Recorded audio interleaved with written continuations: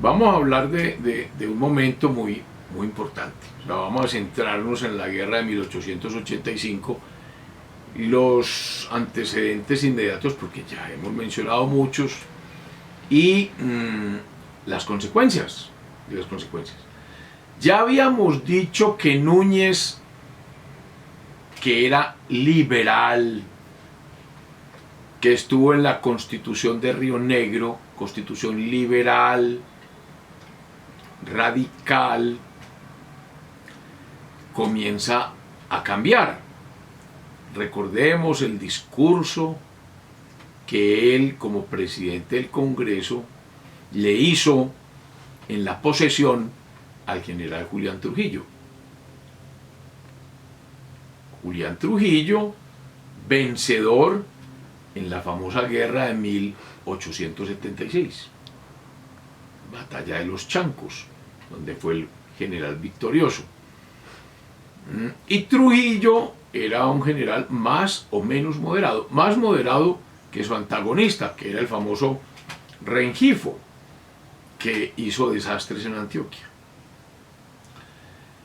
Núñez le dijo en su discurso de posesión que había que hacer la palabra más o menos era la siguiente, la frase importante: regeneración política fundamental. Oiga, regeneración política fundamental. Hay que volver a hacer el país. Regeneración. Volverlo a nacer. Regeneración política fundamental. Es decir, que la Constitución de 1863 no podía seguir siendo. O catástrofe. Palabras de Núñez. Ahí empieza el tema. Eso es la presidencia de 1878 a 1880. Después de Trujillo, el presidente es Núñez. Entonces, yo creo que con ese discurso de Núñez comienzan los cambios. Comienzan los cambios que se van a dar sucesivamente. 1878 a 1880, Trujillo. Pero Núñez es presidente del Congreso. 1880 a 1882, Núñez. Primera presidencia de Núñez, 1880 a 1882, donde manejó las cosas con calma. 1882-1884, aquí empiezan a ver más cosas. Recordemos que fue el gobierno de Francisco Javier Zaldúa, que falleció en el gobierno, y José Eusebio Otálora, y que los radicales, ya viendo lo que se les venía con Núñez, que era un gobierno más pacífico, menos radical, más cercano a la conversación, al centro, donde los conservadores se estaban sintiendo cómodos, pero Núñez era liberal. Es que ese tema hay que volverlo a reafirmar. Lo que pasa es que dejó de ser radical. Es que el radical es eso, radical, o sea, está en los extremos. Se va a la teoría pura, se va a la defensa a ultranza. Recordemos las virtudes cardinales de Platón en su República: la fortaleza, la justicia, la templanza y la prudencia. Y la templanza, que es una de las 4 virtudes cardinales, es equilibrio. Y Santo Tomás de Aquino decía: in medio virtus, en la mitad está la virtud. Recordemos además que hay 2 partidos tradicionales, liberales y conservadores, y que la mitad del país es liberal y que la mitad del país es conservador. Entonces, ser radical pues tiene problemas. La Constitución de 1863, la de Río Negro, que queremos tanto los antioqueños. ¿Pero por qué la queremos? La queremos simplemente porque se hizo en Río Negro. ya la llamamos nuestra Constitución de Río Negro. Pero se nos olvida que esa Constitución fue el producto de una rebelión, y de una rebelión que no fue antioqueña, que fue la rebelión de un caucano, que no son amigos de Antioquia. Cauca y Antioquia son como la sal y el azúcar, dos cosas totalmente diferentes. Mosquera, que no es ni radical, ni liberal, ni conservador. Mosquera es Mosquera. Se rebeló contra un enemigo que se inventó. Un enemigo que se inventó porque le ganó ese enemigo las elecciones. Ese enemigo se llama Mariano Ospina Rodríguez. Y Mariano Ospina Rodríguez, aunque es cundinamarqués, había sentado ya raíces en Antioquia y se había casado con 3 antioqueñas, no al mismo tiempo. Se casó con una primero, Barrientos Zulaibar, se le murió. Se casó con la hermana, se le murió. No quería cambiar de suegra hasta que finalmente resolvió cambiar de suegra y se casa con Enriqueta Vázquez, todas de Antioquia. Los hijos de Ospina Rodríguez nacen en Antioquia. Ospina se volvió antioqueño. Y esa rebelión de Mosquera contra Ospina fue ¿por qué?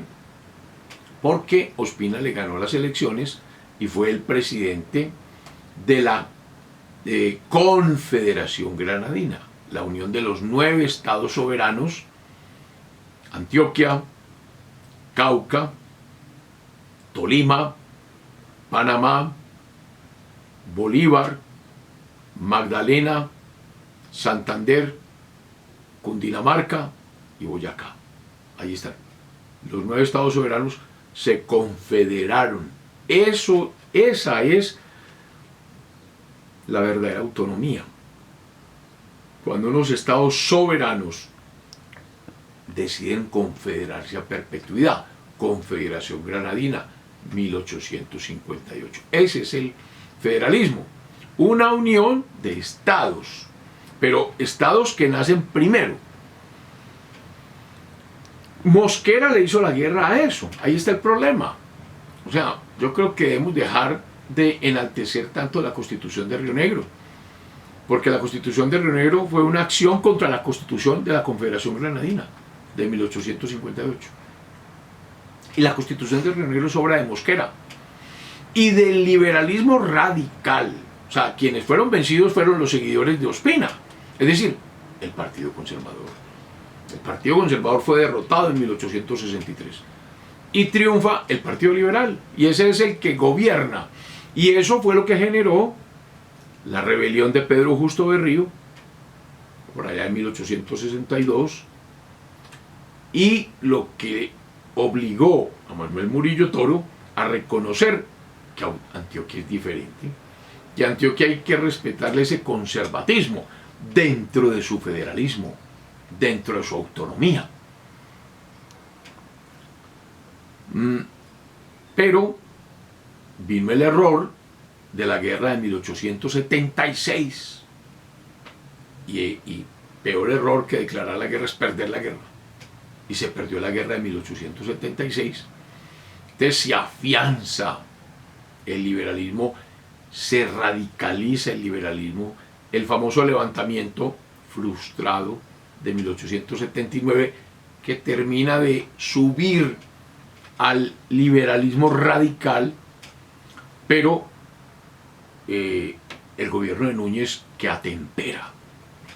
Al atemperar y ver el Partido Conservador que había alguien con quien conversar, se acerca a Núñez y rodea a Núñez, apoya a Núñez, y eso genera que el liberalismo entonces se divida: los seguidores de Núñez y los seguidores de los radicales. Entonces viene, después de Otálora, el segundo gobierno de Núñez. Otálora va hasta el 84, 1884, Y en el segundo gobierno de Núñez, 1884-1880, tienen que pasar muchas cosas. ¿Por qué? Porque ya es el segundo gobierno, es decir, ya tiene que hacer las reformas que tenía claras. Tenía que acabar con esa inestabilidad política que se había creado en los estados. Porque ya lo habíamos dicho en la conversación anterior, Pedro Justo Arosemena reconoció que esa constitución de 1863 era una constitución pasajera, y pasajera es que ya llevaba 20 años. O sea, no se volvió pasajera, se había vuelto permanente. Había que hacer reformas estructurales. Entonces, ¿cómo se desata toda la problemática de 1885? La guerra de 1885. La guerra de 1885 comienza con un problema en Santander, en el Estado soberano de Santander. Recordemos que cada estado tiene su propio gobernador o presidente. Santander lo maneja un general. Hay muchos generales por tantas guerras, que son los que tienen el prestigio. El general es Solón Wilches.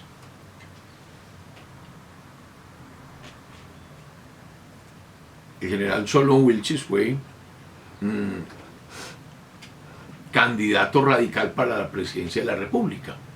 No logró la presidencia de la República, pero logró la presidencia del Estado soberano de Santander. Y la idea, él enfrentó a Núñez en 1883 para quitarle la candidatura del 1884. Pero Núñez le ganó, porque solo Wilches era liberal radical. Núñez era liberal, pero de centro, y con el apoyo del Partido Conservador. Esa fue la victoria de Núñez. Entonces, hubo una inestabilidad muy seria en Santander, y esa inestabilidad hizo que se levantaran en armas, no estuvieron de acuerdo con los resultados de las elecciones internas. Entonces, observen lo que ocurre. Yo creo que el Partido Liberal Radical estaba buscando una excusa porque estaban viendo el protagonismo que estaba tomando Núñez. Núñez, el que ya hablaba de regeneración. Entonces, claro, eso a los radicales no les debe gustar ni cinco. Regeneración. Entonces, había que atacar eso y había que buscar cualquier causa. En Santander hay un personaje importante, Benjamín Herrera, liberal, y él está allá porque es jefe ya había participado en guerras, había participado en la guerra de 1876, estaba en Santander. Entonces acuden a Benjamín Herrera, por allá por los lados de Garagoa. Recordemos que ahí está Santander, y el estado limítrofe con Santander es Boyacá. Ahí está Benjamín Herrera. Y en Antioquia hay otro, Rafael Uribe, también joven, pero ya ambos tienen galones de coroneles. Y los menciono porque van a ser muy importantes más adelante en la guerra de los 1000 días, pero estamos en 1885. Ambos son liberales. Entonces, los radicales apoyan ese levantamiento que se da en Santander. Benjamín Herrera ingresa en eso. Ya habíamos mencionado otros generales, Ricardo Gaitano Beso, Foción Soto y otros más, y creen que la rebelión iba a triunfar, y rápido. Entonces viene ese levantamiento desde Santander, se pasa a Boyacá, y se dan cuenta que allá empiezan a reaccionar, digamos que los partidarios de Núñez. O sea que la cosa no es tan fácil. ¿Qué pasó en Antioquia? En Antioquia el gobierno estaba en manos del doctor o de don Luciano Restrepo, Y don Luciano Restrepo era radical, se dejó llevar por los simpatizantes y no fue capaz de sustraerse a las sugestiones que le hicieron desde Bogotá varios personajes del radicalismo. ¿Quiénes? Aquileo Parra, que ya había sido presidente, y Salvador Camacho Roldán, y se dejó embelezar por levantarse, siendo presidente del Estado soberano de Antioquia. Inclusive, este es un año 1882, 1883, perdón, 1884, muy duro, porque ya don Mariano Ospina Rodríguez, de quien hemos hablado tanto, ya está muy mayor. Don Mariano Ospina ya está por los 80 y pico de años en esta época. Está enfermo, ya había sufrido mucho, sufrió la guerra, las consecuencias de la guerra de 1876, sufrió el levantamiento de Mosquera, sufrió las persecuciones por haber apoyado a Córdoba. Ya estaba cansado y antes de morir, cuando se da cuenta que Luciano Restrepo se levanta en armas apoyando la rebelión en Santander, que ya pasó a Boyacá, entonces se levanta en armas también apoyando la revolución radical, la rebelión radical. Y Estanislao Gómez Barrientos cuenta que en su lecho ya de muerte, cuando le cuentan la resolución del gobierno de Antioquia, exclamó con tristeza, comillas, se perdió don Luciano, hablando de Luciano Restrepo, se perdió don Luciano. Se dice que esas fueron las últimas palabras políticas que hizo don Mariano Ospina Rodríguez, porque finalmente falleció en 1884, el 11 de enero de 1884, como fallece en medio de la guerra, de la rebelión.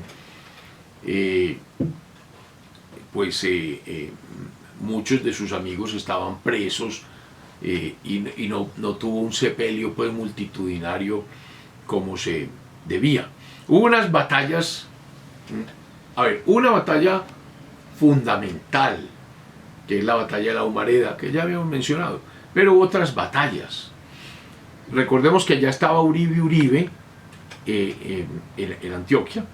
Hubo un combate en Santa Bárbara, pero no Santa Bárbara, Antioquia, sino Santa Bárbara, un lugar cercano a Cartago, al sur de Antioquia, y fueron derrotadas las fuerzas del gobierno de Antioquia, o sea, las fuerzas de don Luciano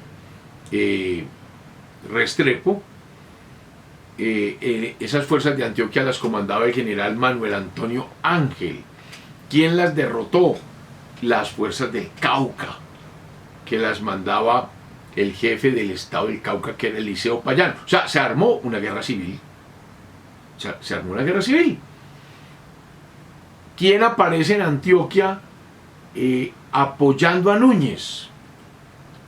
El general Marceliano Vélez. Vuelve a aparecer Marceliano Vélez, aquel que le fue muy mal en la guerra de 1876, ya es un general curtido. Entonces es designado general en jefe del ejército de reserva para levantar fuerzas en Antioquia y apoyar al gobierno general, o sea, al gobierno de Núñez. Entonces él organiza, sobre todo con las provincias del oriente, un ejército acaudilladas por el coronel Eusebio Gómez, por don Abraham Moreno, vuelve a aparecer Abraham Moreno de Marinilla, y otros. Y se dan otras batallas.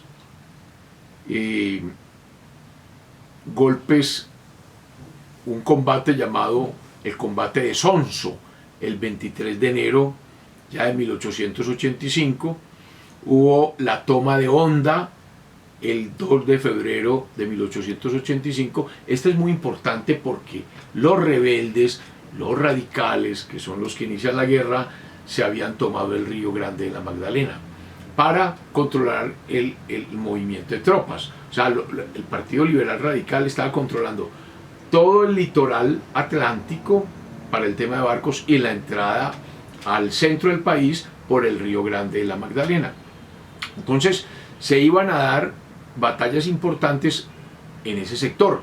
¿Qué hay cerca del Río Grande de la Magdalena? Pues está Honda y está cerca a Santander, porque la chispa comenzó en Santander y Boyacá. Está cerca Ocaña. Entonces todo este punto es delicado. Se da el famoso combate de Santa Bárbara, donde las fuerzas de Núñez lograron vencer a las fuerzas rebeldes del mismo estado de Antioquia. Viene la rendición de Manizales y prácticamente ahí la rebelión está prácticamente derrotada. Y finalmente la batalla de la Humareda, de la que ya habíamos mencionado, por cuanto allí, aunque los radicales dicen que la ganaron, el vapor donde estaban las armas para sostener el levantamiento explotó y se perdieron el parque, es decir, las municiones y las armas para la rebelión. Entonces ahí se puede decir, en la batalla de la Humareda, que fue una victoria pírrica, porque hasta ahí llegaron las esperanzas del triunfo de esa revolución de 1885. Y vuelvo a repetir, cuando le dijeron a Rafael Núñez lo de la Humareda, dicen que salió al balcón de la Casa Presidencial, 1885, y dijo las célebres palabras llamadas del balconazo: la Constitución de 1863 ha dejado de existir. La Constitución de 1863 ha dejado de existir por un hecho. Así como la de 1858 dejó de existir por un hecho, la rebelión de Mosquera triunfante, la Constitución de 1863 ha dejado de existir por otro hecho: la guerra de 1885 y la batalla de la Humareda. En Antioquia fue protagonista de esa rebelión el doctor Rafael Uribe. Y hay un hecho simpático, pues simpático no, que vale la pena mencionar. Uribe ajustició a un soldado, Resurrección Gómez, porque no le quiso obedecer en el retiro, en Antioquia. Y después de eso, pues ninguno quiso desobedecerle. Entonces, mantuvo su autoridad y después fue juzgado. El gobierno de Antioquia quedó en manos de don Marciliano Vélez, fue juzgado por eso, y la defensa la hizo él mismo, y ganó su defensa en ese incidente tan complicado que fue la muerte de Resurrección Gómez. Esa batalla de la Humareda fue el 17 de junio de 1885. Bueno, aquí acaba una época muy importante. Ha dejado de existir la Constitución de 1863 por un hecho político militar, como dejó de existir la de 1858 por un hecho político militar, y se abren las puertas de la Constitución de 1886, que duró 103 años, que las personas tildan de conservadora. ¿Por qué? Porque el Partido Conservador está muy a gusto con Núñez.